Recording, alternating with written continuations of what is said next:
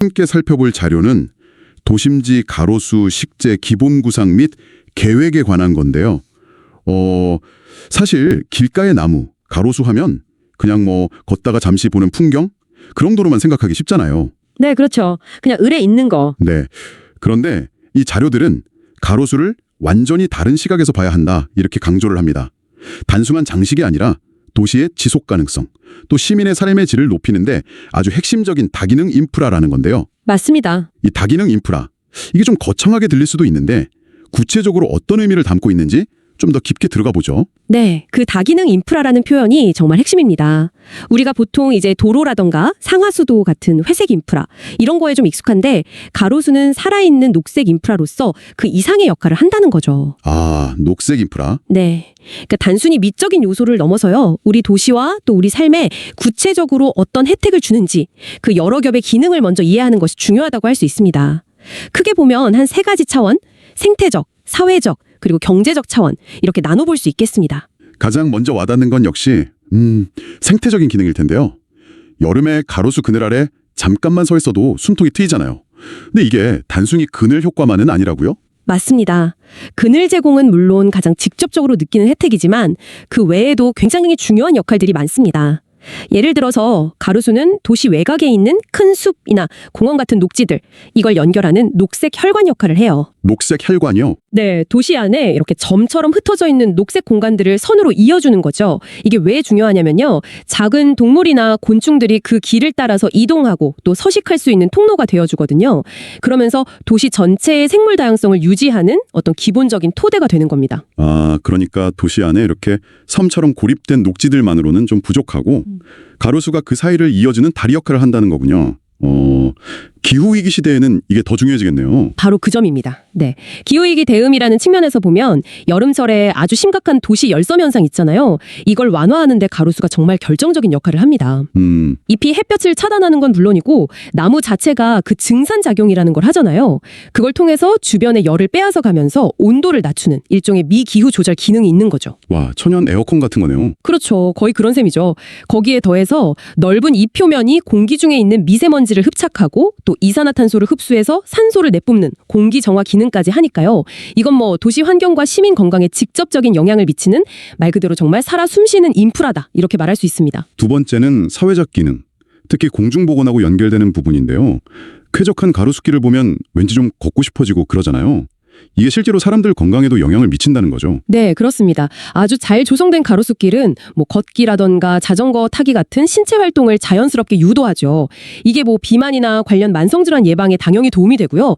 뿐만 아니라 그 녹색 환경에 노출되는 것 자체가 스트레스를 줄이고 정신 건강을 개선하는 효과가 있다는 연구 결과는 이미 뭐 상당히 많이 나와 있습니다. 아, 그렇군요. 네, 이것이 바로 보편적 녹색 복지라는 개념하고 연결이 됩니다. 그러니까 모든 시민이 일상에서 아주 쉽게 자연을 접하고 그 혜택을 누릴 권리가 있다, 그런 인식이죠. 녹색 복지라는 말이 되게 인상적이네요. 그냥 단순히 여가 공간을 넘어서서 이건 필수적인 복지 서비스다, 이렇게 본다는 거군요. 네, 특히나 요즘처럼 폭염 같은 극한 기후 상황에서는요, 가로수가 제공하는 그늘이 정말 생존의 필수적인 요소가 되기도 합니다. 특히 더위에 취약하신 노인분들이나 어린이들 혹은 야외에서 일하시는 노동자들에게는 이 가로수가 정말 중요한 피난처 역할을 할 수 있거든요. 그렇죠. 이런 관점에서 보면 잘 관리된 가로수는 도시의 어떤 재난 대응 능력을 높이고 또 사회적 약자를 보호하는 아주 중요한 안전망 역할까지 수행한다, 이렇게 볼 수 있습니다. 마지막으로 경제적인 가치, 그리고 경관적인 측면도 빼놓을 수 없겠죠? 보기 좋은 떡이 먹기도 좋다고 아무래도 아름다운 가로수길은 확실히 그 동네를 좀 달라 보이게 만드니까요. 물론입니다. 잘 가꿔진 가로수가 주변 부동산 가치를 높인다는 건 뭐 여러 연구를 통해서 이미 확인된 사실이고요. 또 걷고 싶은 거리는 자연스럽게 사람들을 모으고 또 머물게 만들잖아요. 그러면서 지역 상권 활성화에도 분명히 기여를 합니다. 관광객 유치에도 당연히 긍정적인 영향을 미치고요. 네. 더 나아가서는 어떤 나무가 심겨 있느냐에 따라서 그 거리나 혹은 그 지역의 정체성을 만들어내기도 합니다.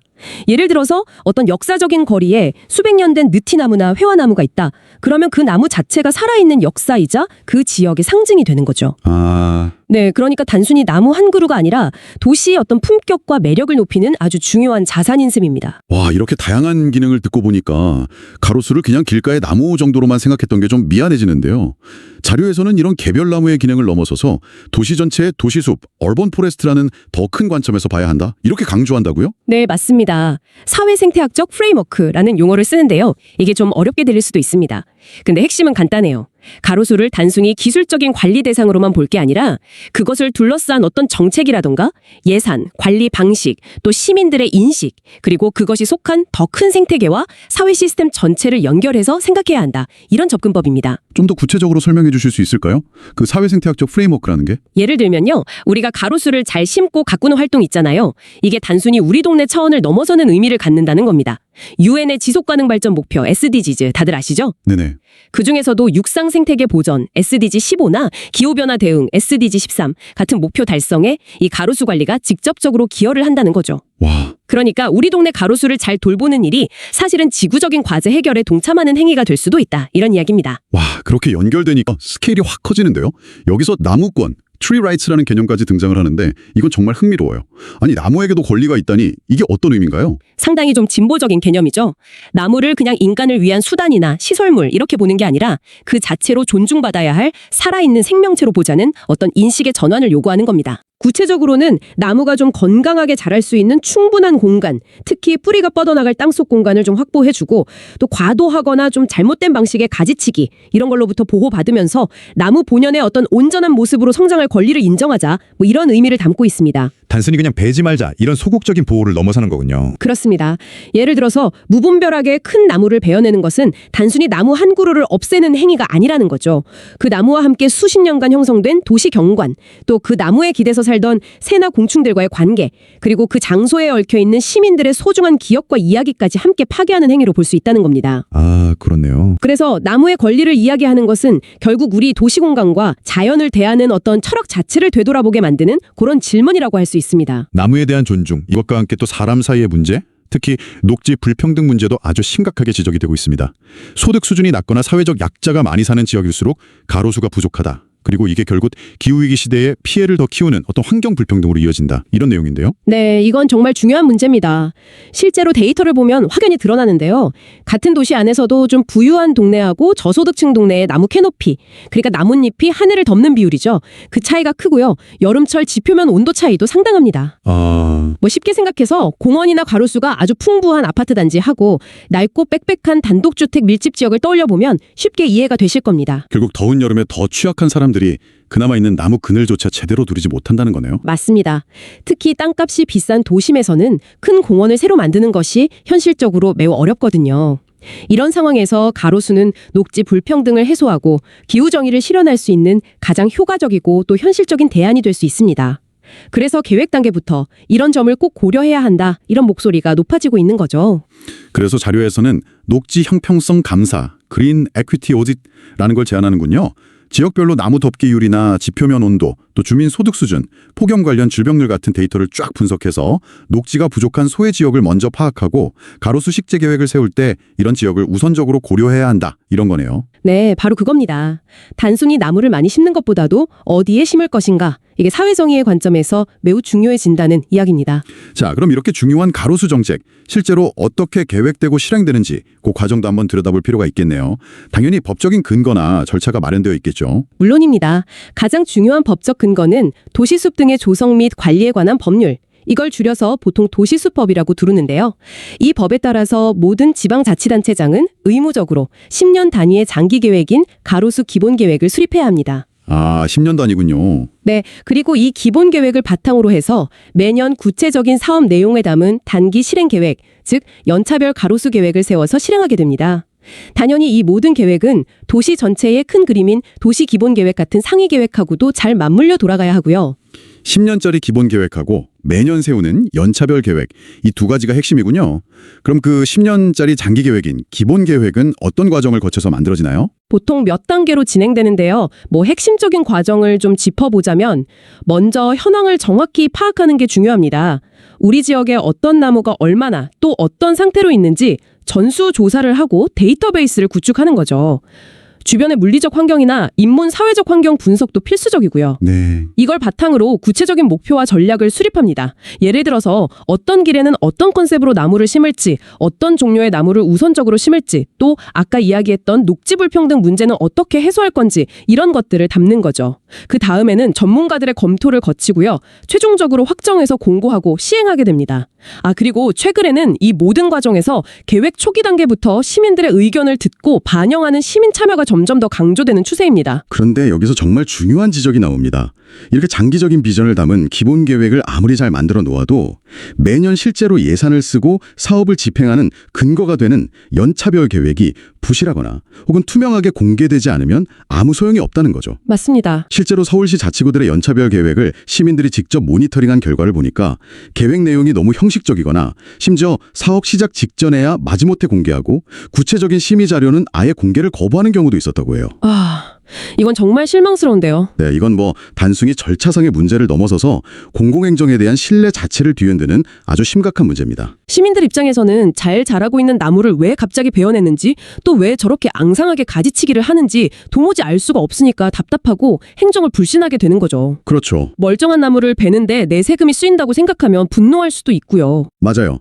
아무리 좋은 장기 계획이 있어도 실행 단계에서 이렇게 깜깜이로 진행되면 정말 의미가 퇴색될 수밖에 없겠네요.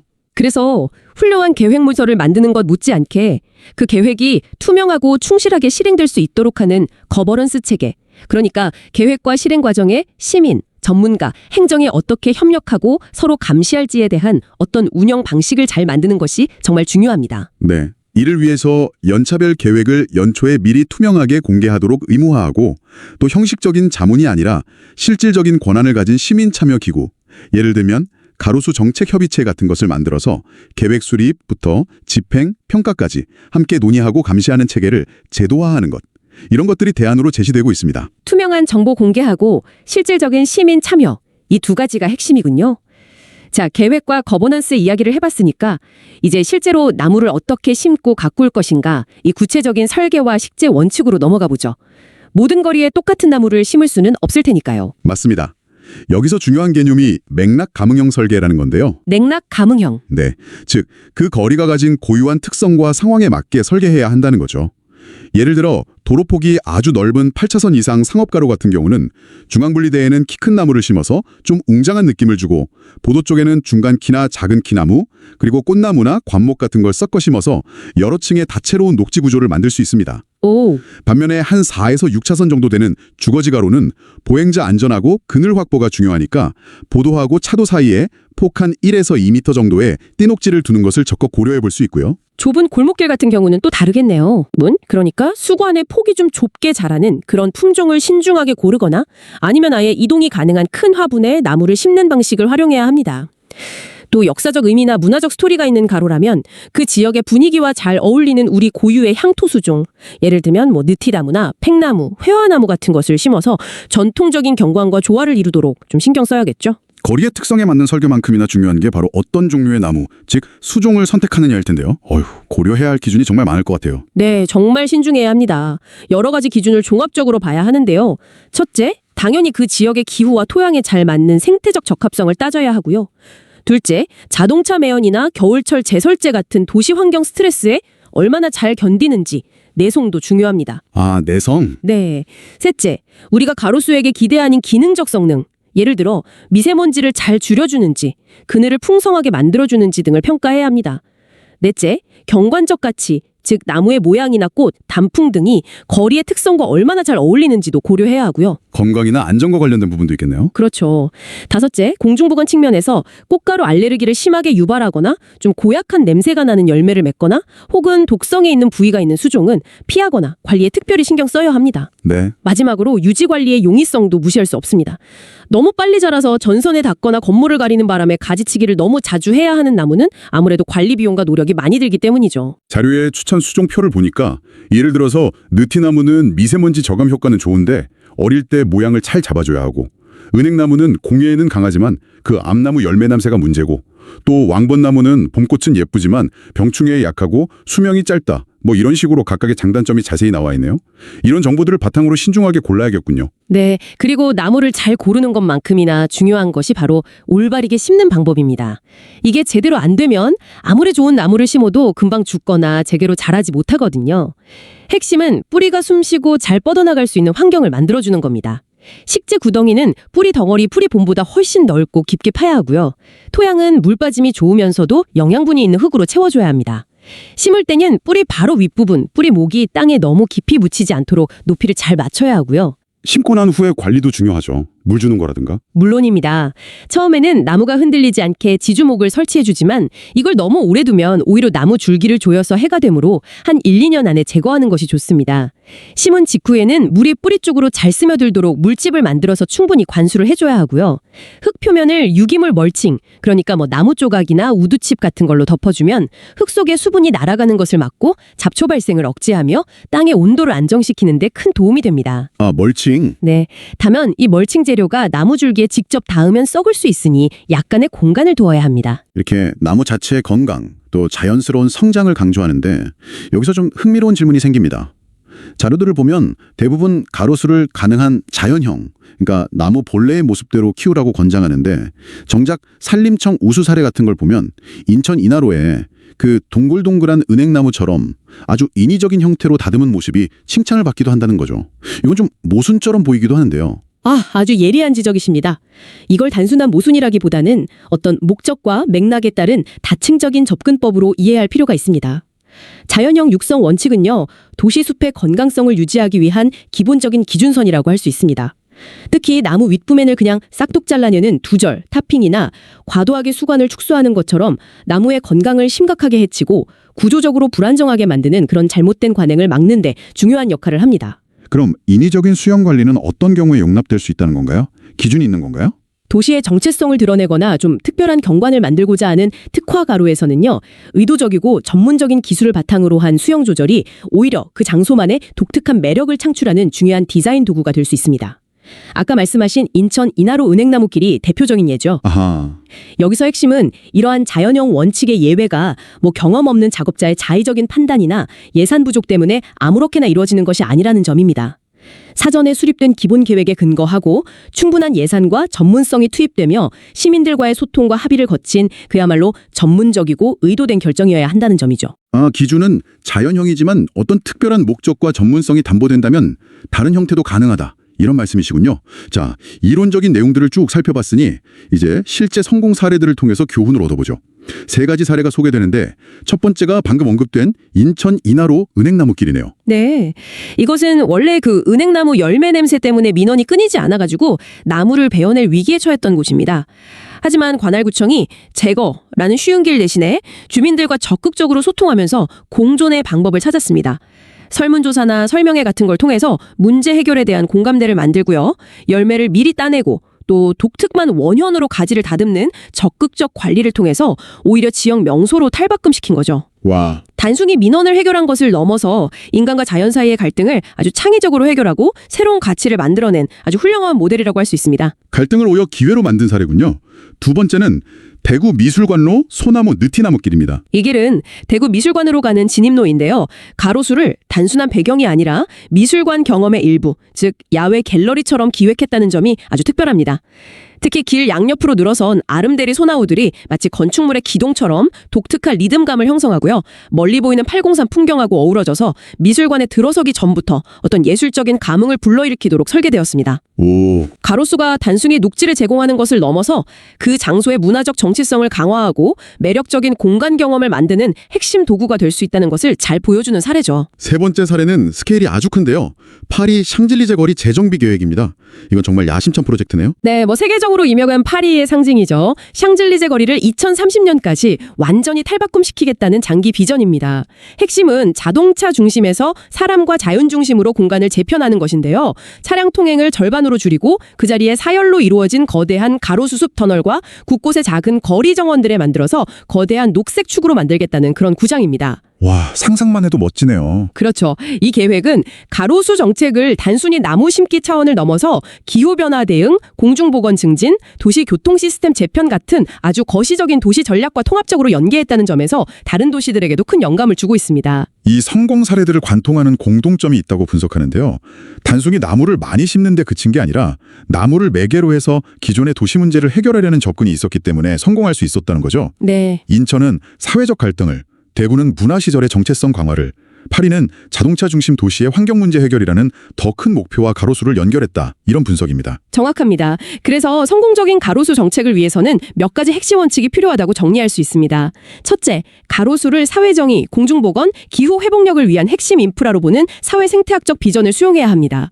둘째, 장기적인 비전을 담은 견고한 계획을 세우고 그 계획에 기반해서 실행해야 하고요. 셋째, 모든 거리가 다르다는 것을 인정하고 각 거리의 고유한 맥락을 섬세하게 고려해서 설계해야 합니다.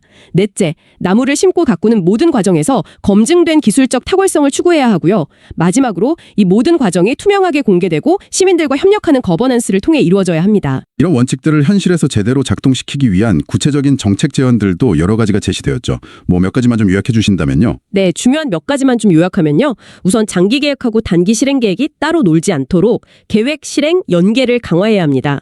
연차별 계획을 충실히 만들고 연초에 투명하게 공개하며 장기 계획의 목표 달성도를 꾸준히 점검하고 관리해야 한다는 거죠. 네. 또 시민과 전문가가 실질적인 권한을 가지고 참여하는 가로수 정책 협의체 같은 시민 공동관리 체계를 법적으로 제도할 필요가 있습니다. 그리고 도로공사들, 건물 신축이든 모든 종류의 개발 사업 초기 단계부터 가로수가 제대로 자랄 수 있는 공간을 의무적으로 확보하도록 제도를 바꿔야 합니다. 더 이상 가로수가 남는 자투리 공간에 겨우 심는 부속물이 되어서는 안 됩니다. 맞습니다. 이와 함께 전문 인력을 키우고 교육에 투자하는 것도 필수적이고 또 기후변화나 도시환경 변화에 맞춰서 계획을 계속 수정하고 보완하는 적응형 관리 체계를 도입하는 것도 중요하다고 제안합니다. 결국 가로수는 단순한 길가의 나무가 아니라 우리 도시의 미래를 더 건강하고 공정하며 또 지속 가능하게 만드는데 아주 중요한 열쇠를 쥐고 있다는 이야기로 모아지는군요. 오늘 저희가 함께 살펴본 이 자료를 통해 당신이 매일 스쳐 지나가는 가로수를 바라보는 시각도 조금은 달라졌기를 기대해봅니다.